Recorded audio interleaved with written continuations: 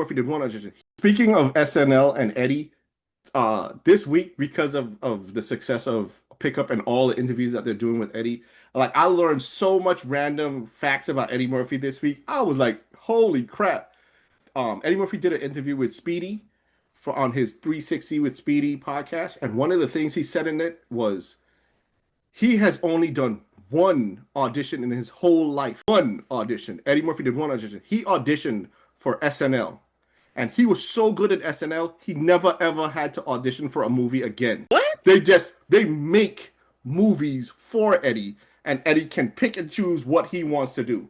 For example, I'm going to give you two examples of movies that were made for Eddie Murphy that he said. One of them was Driving Miss Daisy. He was like, this is when he was a lot younger. He was like, I ain't driving no Miss Daisy.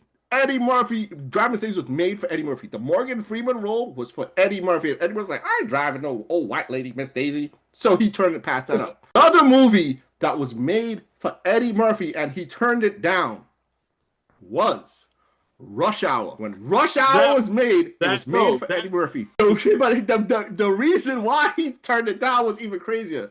There was another movie where he played like a guru or something like that. Eddie Murphy played a guru that came out at the same time.